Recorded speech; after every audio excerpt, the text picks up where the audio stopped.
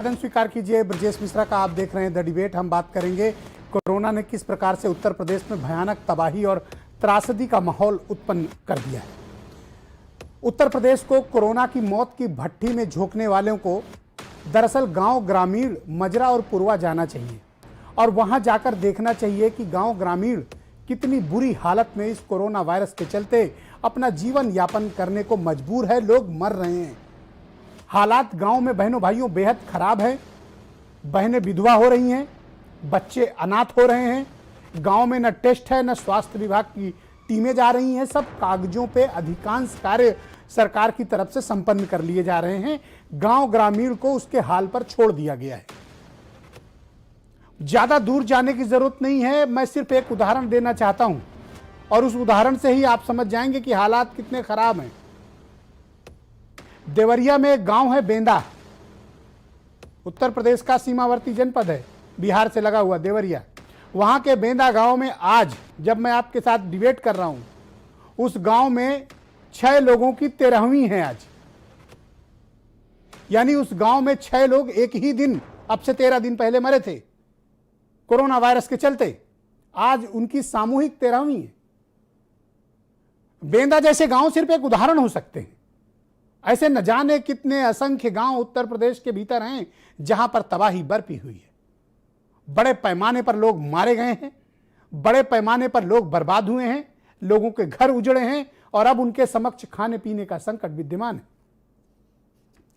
और यह मैं मानता हूं कि यह मानवता का शोक काल है। शोक काल इस दृष्टिकोण से है कि भारत के समाज में कभी इस प्रकार से हमारे अपने देश के नागरिकों की लाशों को कुत्ता, चील, कौवा ने नोच कर नहीं खाया, जो आज के वातावरण में आपको कन्नौज से लेकर कानपुर से लेकर प्रयागराज तक देखने को मिलेगी। इधर हुई बारिश के बाद लाशें जब बाहर आई हैं तो कुत्ते और चील, गिद्ध, कौवे हमारे आपके परिजनों की लाशों को खा रहे हैं। क्या यह मानवता पर अभिशाप नहीं है? क्या यह हमारी सरकारों के लिए शर्म की बात नहीं है कि वो अपने राज्य के नागरिकों को ना तो बेहतर इलाज दे पाई और न मरने के बाद सम्मान से उनका अंतिम संस्कार हो रहा है? सोचिए कि उन लोगों पर क्या बीत रही होगी जो अपने प्रियजनों को गंगा किनारे दफना के आए होंगे और आज टेलीविजन और सोशल मीडिया में देख रहे होंगे कि उनके परिजनों की लाश कुत्ते खा रहे हैं।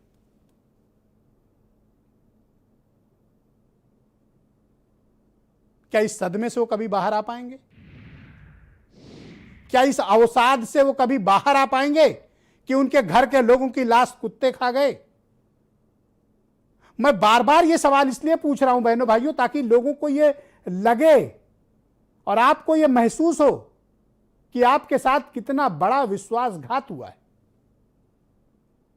हम जब जन कल्याणकारी सरकार की परिकल्पना करते हैं तो ये पाते हैं कि सरकार और समाज एक गाड़ी के 2 पहिए हैं, लेकिन सरकार की रफ्तार अलग है और दूसरा पहिया जो जनता और समाज का है वो ध्वस्त पड़ा हुआ है, घिसट रहा है सरकार के पीछे, मर रहा है सरकार के पीछे।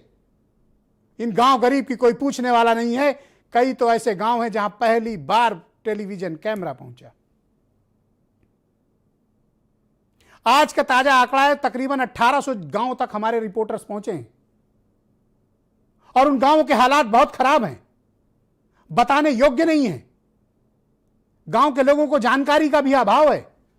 वो कोरोना को उतनी गंभीरता से नहीं ले रहे हैं जितनी गंभीरता से वो लोगों को मार रहा है। जागरूकता का अभाव है। स्वास्थ्य विभाग की टीमें पहुंच नहीं रही है। लोग सर्दी, खांसी, जुकाम, बुखार से मर रहे हैं। पंचायत चुनाव के बाद जो मौत का खेल खेला गया है वो गांव के भीतर एक बड़ी भयानक त्रासदी लेकर आया है। लोगों की तकलीफ देखी नहीं जाती है। अनर्थ हुआ है गांव की तरफ। और अफसोस की बात यह है कि गांव, ग्रामीण, मजरा और पुरवा पिछले 20 दिनों से लगातार हमारे दिखाने के बावजूद उत्तर प्रदेश की सरकार चेत नहीं रही है। बयान और प्रेस नोटों में केवल गांव की चिंता की जा रही है, हकीकत कोसों दूर है बहनों भाई। सांसद, विधायक, मंत्री मुंह छिपाए बैठे हैं। वो केवल क्रेडिट लेना जानते हैं, आपका वोट लेना जानते हैं, लेकिन आपको कोई सुविधा मिले इसके लिए उनका कोई प्रयास नहीं।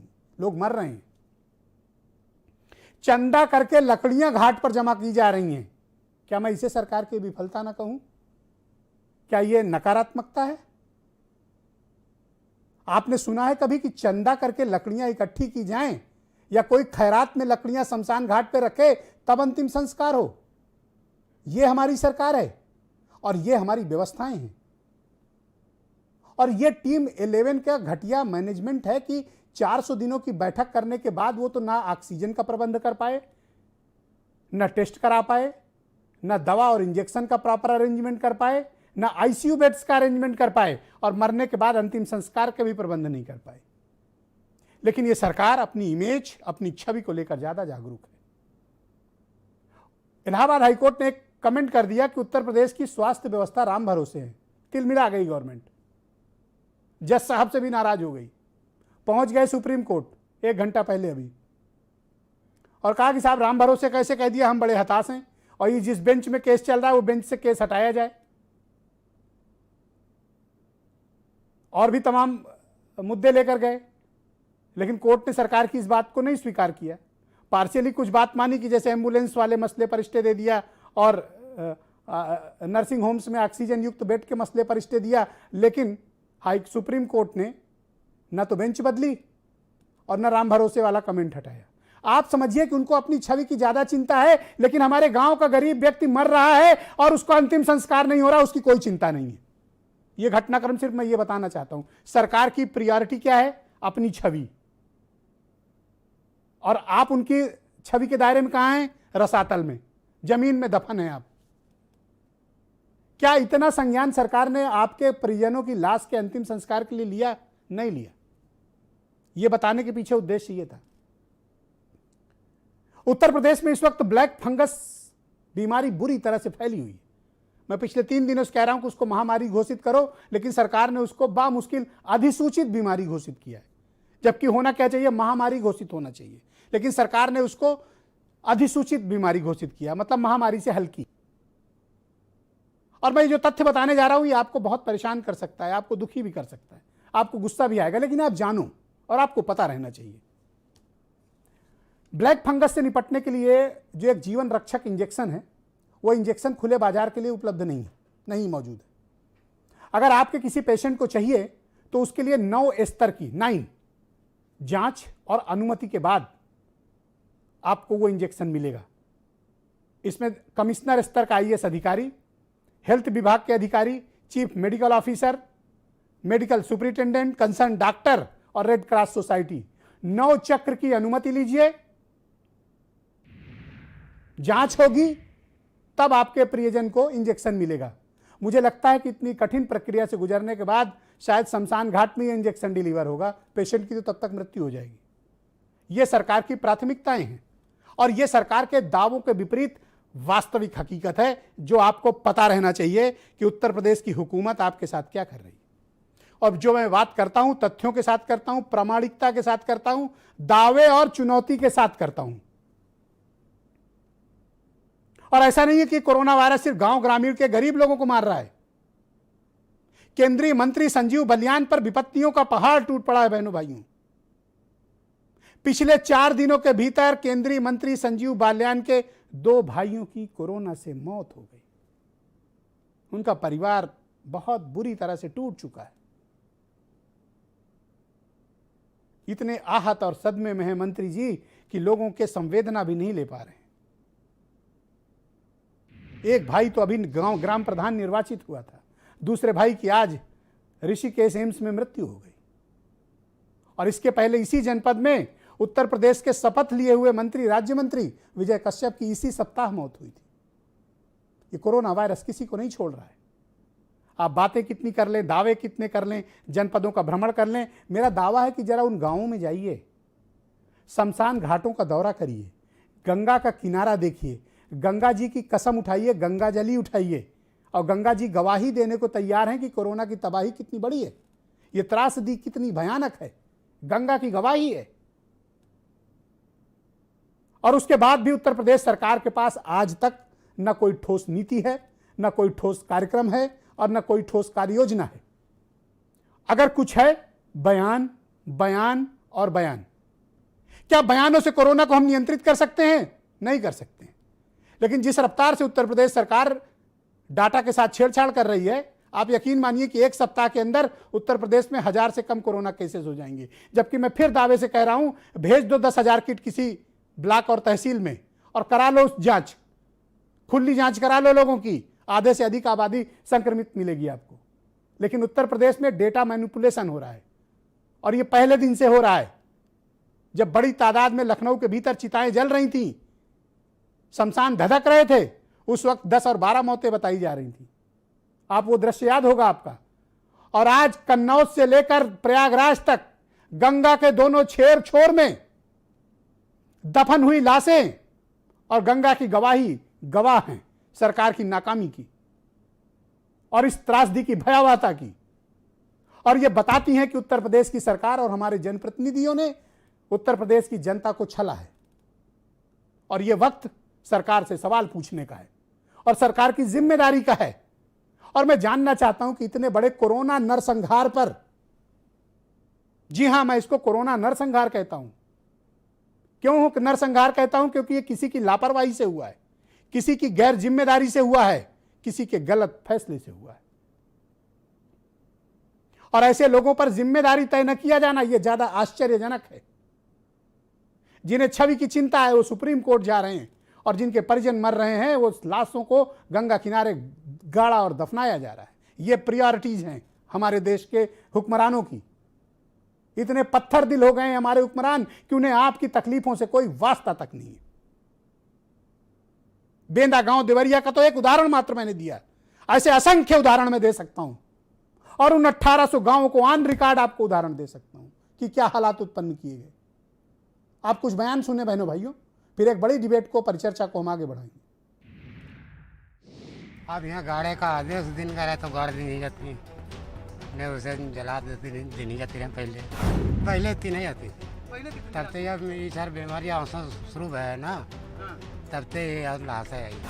रोजाना कम से कम यहाँ इधर इस साइड तो कम से कम ये हमारे 30-35 के लमसम में गाड़ियाँ आ जाती हैं और उधर उस साइड जो उस साइड है ना, उस साइड कोई गिनती नहीं है। कोरोना काल में तो करीब 100 के लमसम में आ गए हैं, अभी 10-15 दिन रोज में, और उसके पहले भी आते थे। तो ये सब गड़े हुए हैं इधर उधर। ये यहाँ पर तकरीबन 12 से 13 लोग की मृत्यु हो चुकी है और यहाँ पर लोग बहुत ज़्यादा दहशत में हैं। सिचुएशन तो अभी राइट नहीं है और कोई देखने वाला भी नहीं है और कोई हॉस्पिटल जाना भी नहीं चाहता और डॉक्टर वैसे है भी नहीं, ऑक्सीजन भी नहीं कहीं पे मिलता है। एक महीने के अंदर 12 से 15 लोगों की मौतें हो चुकी हैं, लेकिन उसकी जानकारी करने के लिए कोई नहीं आ रहा है प्रशासन की तरफ से। टीम नहीं यहाँ पर आई है, बीमारी यहाँ से बहुत भारी चल रही है मेरे गांव में, और जो है गांव में गंदगी बहुत है। कोई भी स्वास्थ्य विभाग से नहीं आया है और ना ही यहाँ किसी की जांच कराई गई है और ना ही किसी को दवा मुफ्त में दिलाई गई है। सरकार बड़े बड़े दावे करती है कि आपके गांव में टीकाकरण हो रहा है, कोविड को लेकर कई चीज़ें आपके गांव में पहुंच रही हैं, लेकिन हमारे गांव में कुछ भी नहीं पहुंच रहा है। ना टीकाकरण हो रहा है, ना दवाइयां पहुंच रही हैं, ना कोई डॉक्टर की टीम आ रही है। पिछले 2 महीने से हम आपको उत्तर प्रदेश के गाँव की तस्वीर दिखा रहे हैं। भारत समाचार देखने वाला हर एक दर्शक जानता है कि गाँव की तस्वीर, गाँव तक कैमरे हमने पहुँचाए, रिपोर्टर पहुँचाए, उनकी दुख तकलीफ बताई। लोग खुलकर कह रहे हैं और शायद ही कोई कह रहा हो कि उनके गांव में 10 से कम की मौत हुई हो। 1800 गांवों का हम भ्रमण कर चुके हैं। हमारा लक्ष्य है कि अधिकांश गांवों तक पहुंचें, आम लोगों तक पहुंचें। हर गांव में मौतें हुई हैं और जोड़ लीजिए डेटा, अगर इन 1800 गांवों का, तो सरकार के डेटा से 10 गुना ज़्यादा डेटा तो ये ग्रामीण बता रहे हैं कि उनके गाँव में मौतें हुई हैं। तो क्या सरकार डेटा छिपा रही है? क्या सरकार झूठ बोल रही है? क्या मौतों के आंकड़ों को छिपाया जा रहा है, मैनिपुलेट किया जा रहा है? जवाब है हाँ। सरकार के डाटा पर आप विश्वास नहीं कर सकते हैं। सरकार का डाटा संदिग्ध है, टेस्ट का डाटा संदिग्ध है, जांच का डाटा संदिग्ध है, RT-PCR का डाटा संदिग्ध है, एंटीजन का टेस्ट का संदिग्ध है और रैपिड टेस्ट का डाटा भी संदिग्ध है। मौतों का आंकड़ा भी संदिग्ध है और प्रतिदिन जो डिस्चार्ज किए जाते हैं, पता नहीं 19,000 लोग किस अस्पताल में भर्ती होते हैं जो रोजाना डिस्चार्ज हो रहे हैं। उत्तर प्रदेश में ऐसे कौन से अस्पताल हैं, मैं तो नहीं जान पाया। अगर बहनों भाइयों आपको पता हो तो ज़रूर बताइएगा, क्योंकि यूपी सरकार रोज़ क्लेम करती है कि वो 19-20 हज़ार मरीजों को डिस्चार्ज करती है। अब ये किस अस्पताल में भर्ती हैं वी डोंट नो, हमें नहीं पता। आप भी पता करिए, शायद आपको मालूम चल जाए। पता नहीं कहाँ अस्पताल ये बना रखे। तो आज की डिबेट को मैं आगे बढ़ाता हूँ। अशोक पांडे